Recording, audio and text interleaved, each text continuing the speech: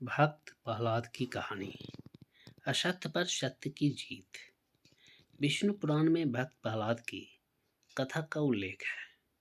प्रहलाद भगवान विष्णु के अनन्य भक्तों में से एक थे। आइए विस्तार से जानते हैं भक्त प्रहलाद की कहानी, जो अत्यंत रोचक और प्रेरणादायक है। महर्षि कश्यप की पत्नी दक्ष पुत्री दिति के गर्भ से दो महान पराक्रमी बालकों का जन्म हुआ। इनमें से बड़े का नाम हिरण्यकशिपु और छोटे का नाम हिरण्याक्ष था। दोनों भाइयों में बड़ी प्रीति थी। दोनों ही महाबलशाली, पराक्रमी और आत्मबल संपन्न थे।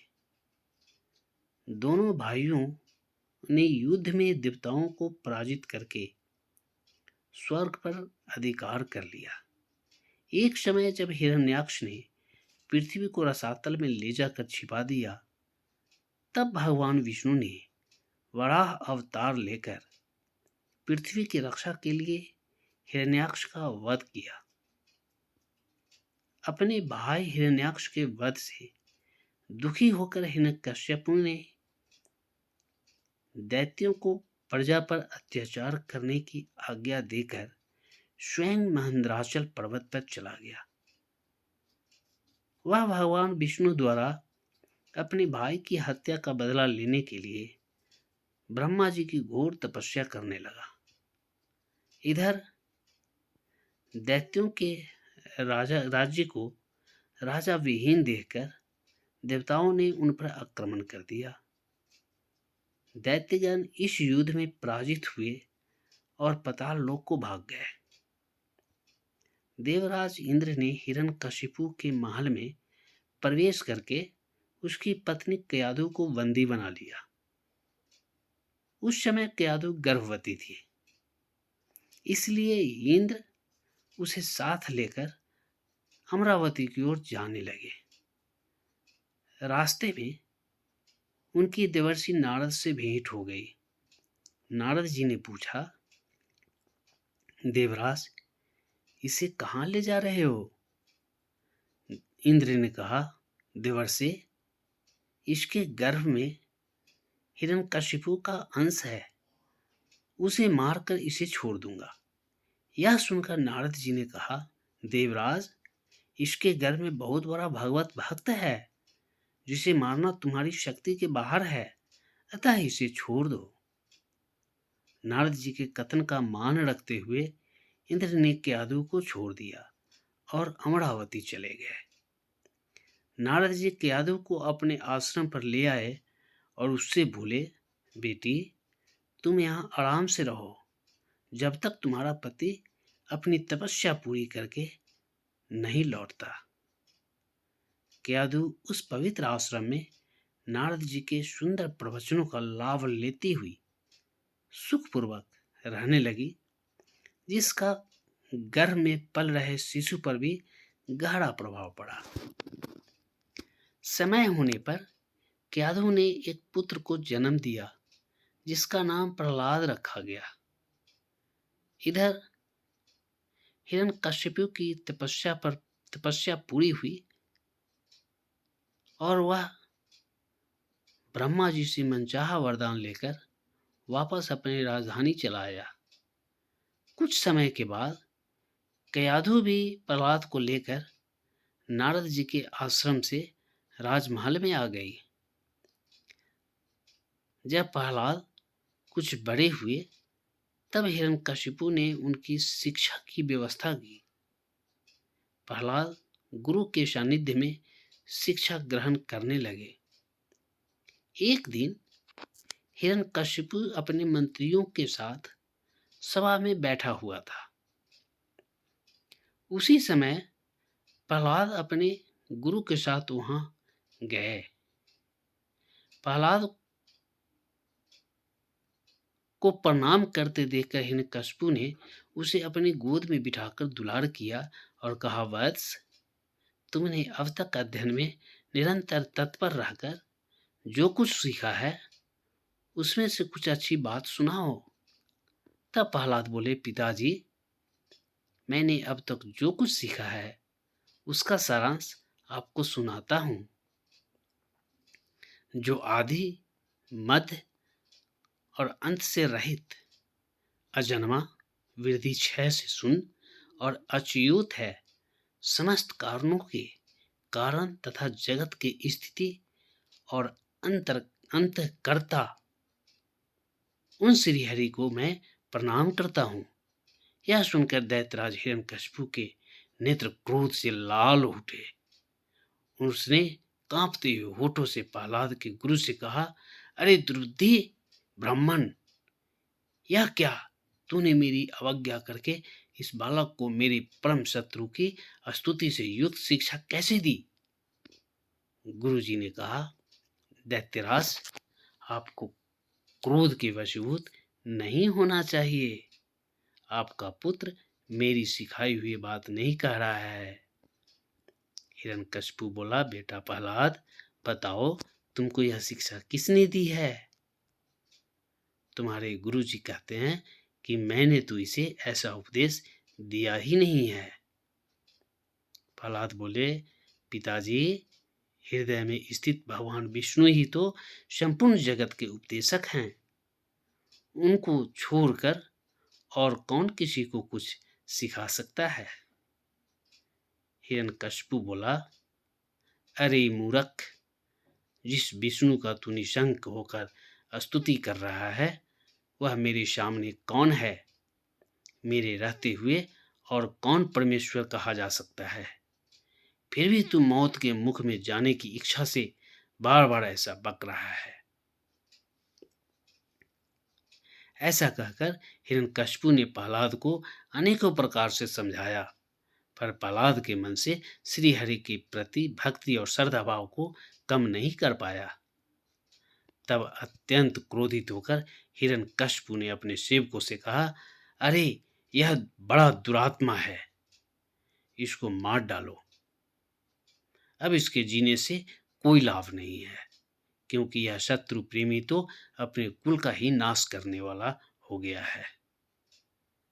हिरण्यकशिपु की आज्ञा पाकर उसके सैनिकों ने प्रहलाद को अनेकों प्रकार से मारने की चेष्टा की, पर उनके सभी प्रयास श्री हरि की कृपा से असफल हो जाते थे। उन सैनिकों ने प्रहलाद पर अनेक प्रकार के अस्त्र शस्त्रों से आघात किए, पर प्रहलाद को कुछ नहीं हुआ।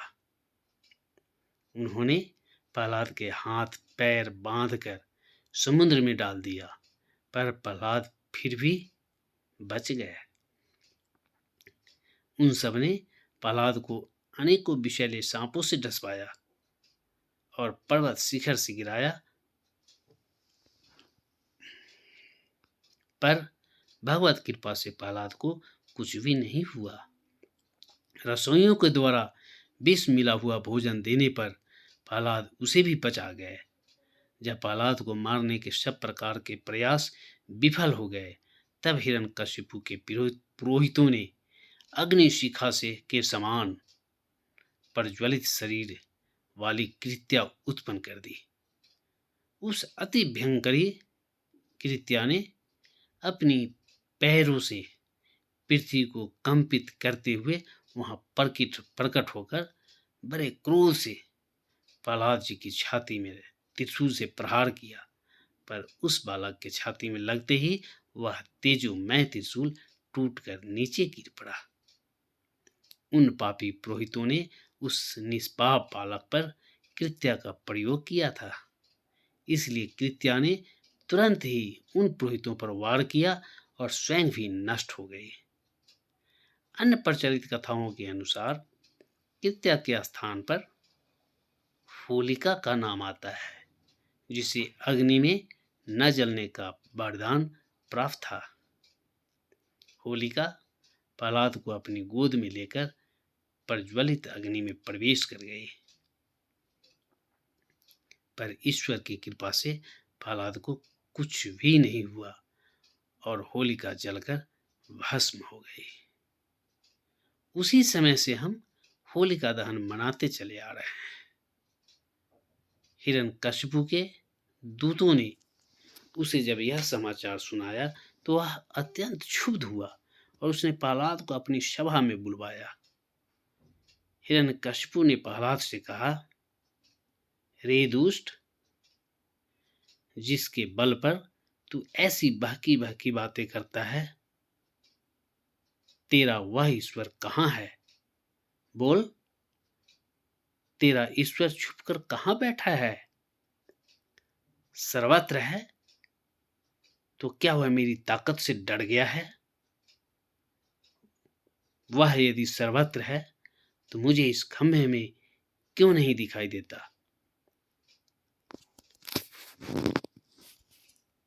तब प्रहलाद ने कहा, मुझे तो वे प्रभु खंभे में भी दिखाई दे रहे हैं और आपके खड्ग में भी दिखाई दे रहे हैं। मुझे प्रभु सभी जगह दिखाई दे रहे हैं। यह सुनकर हिरण्यकशिपु क्रोध के मारे स्वयं को संभाल नहीं सका और हाथ में तलवार लेकर सिंहासन से कूद पड़ा और बड़े जोर से खंभे में एक घूंसा मारा। उसी समय उस खंभे से बड़ा भयंकर शब्द हुआ। ऐसा प्रतीत हो रहा था जैसे कि अब सृष्टि का विनाश होने वाला है। खंभे के टुकड़े टुकड़े हो चुका था। चारों तरफ हाहाकार मच गया और तत्क्षण उस खंभे को तोड़कर एक विचित्र प्राणी बाहर निकलने लगा, जिसका आधा शरीर सिंह का और आधा शरीर मनुष्य का था। यह भगवान श्री हरि का नरसिंह अवतार था। उनका रूप बड़ा भयंकर था। उनकी तपाए हुए सोने के समान पीली पीली आंखें थी। उनकी दाढ़ें बड़ी विकराल थी और वे भयंकर शब्दों से गर्जन कर रहे थे। उनके निकट जाने का साहस किसी में नहीं हो रहा था। यह देखकर हिरण्यकशिपु सिंहनाद करता हुआ हाथ में गदा लेकर नरसिंह भगवान पर टूट पड़ा। तब भगवान भी हिरण्यकशिपु के साथ कुछ देर तक युद्ध में लीला करते रहे और अंत में उसे झपटकर दबोच लिया और उसे सभा के दरवाजे पर ले जाकर अपनी जांघों पर गिरा लिया और खेल ही खेल में अपनी नखों से उसके कलेजे को फाड़कर उसे पृथ्वी पर पटक दिया। भगवान नरसिंह हिरण्यकशिपु को ब्रह्मा जी के वरदान के अनुसार ही वध कर दिया। फिर वहां उपस्थित अन्य असुरों और दैत्यों को खदेड़ खदेड़ कर मार डाला। उनका क्रोध बढ़ता ही जा रहा था। वे हिरण्यकशिपु की ऊंची सिंहासन पर विराजमान हो गए। उनकी क्रोधपूर्ण मुखाकृति को देखकर किसी को भी उनके निकट जाकर उनको प्रसन्न करने का साहस नहीं हो रहा था। हिरण्यकशिपु की मृत्यु का समाचार सुनकर उस सभा में ब्रह्मा, इंद्र, शंकर, सभी देवगण, ऋषि मुनि, सिद्ध, नाग, गंधर्व आदि पहुंचे और थोड़ी दूरी पर स्थित होकर सभी ने अंजलि बांधकर भगवान की अलग अलग से स्तुति की, पर भगवान नरसिंह का क्रोध शांत नहीं हुआ। तब देवताओं ने माता लक्ष्मी को उनके निकट भेजा, पर भगवान के उग्र रूप देखकर वे भी भयभीत हो गई। तब ब्रह्मा जी ने प्रहलाद से कहा, बेटा, तुम्हारे पिता पर ही तो भगवान क्रुद्ध हुए थे। अब तुम ही जाकर उनको शांत करो। तब प्रहलाद भगवान के समीप जाकर हाथ जोड़कर साष्टांग भूमि पर लौट गए और उनकी स्तुति करने लगे। बालक प्रहलाद को अपने चरणों में पड़ा देखकर भगवान दयाद्र हो गए और उसे उठाकर गोद में बिठा लिया और प्रेम पूर्वक बोले, वत्स प्रहलाद, तुम्हारे जैसे एकांत प्रेमी भक्त को यद्यपि किसी वस्तु की अभिलाषा नहीं रहती, पर फिर भी तुम केवल एक मनंतर तक मेरी प्रसन्नता के लिए इस लोक में दैत्याधिपति के समस्त भोग स्वीकार कर लो।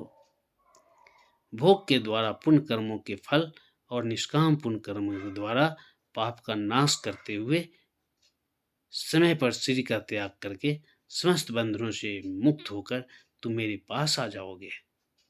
देवलोक में भी लोग तुम्हारी विशुद्ध कृति का गान करेंगे। यह कहकर भगवान नरसिंह वही अंतर्ध्यान हो गए।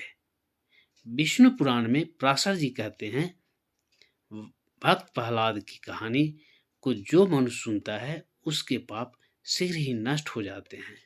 पूर्णिमा, अमावस्या, अष्टमी और द्वादशी को इसे पढ़ने से मनुष्य को गोदान का फल मिलता है। जिस प्रकार भगवान ने प्रहलाद जी की सभी आपत्तियों से रक्षा की थी, उसी प्रकार से सर्वदा उसकी भी रक्षा करते हैं जो उनका चरित्र सुनता है। दोस्तों, सर्वप्रथम तो मैं अपने सभी दर्शक और सब्सक्राइबर को तहे से धन्यवाद करता हूँ कि आप सभी ने मुझे ढेर सारा प्यार दिया, और आशा करता हूँ कि आगे भी आपका प्यार मुझे मिलता रहेगा। दोस्तों, अगर हमारे वीडियो की कहानी आप सभी को अच्छा लगता है तो please case story video channel को सब्सक्राइब, लाइक ज़रूर करें, वीडियो शेयर भी करें, और हाँ, आप हमें अपना बेस्ट सुझाव कमेंट के द्वारा ज़रूर दें। प्रिय दोस्त, मुझे आपकी मदद की ज़रूरत है, इसलिए प्लीज़ आप मेरे चैनल को सब्सक्राइब करके अपना अनमोल प्यार दें। धन्यवाद।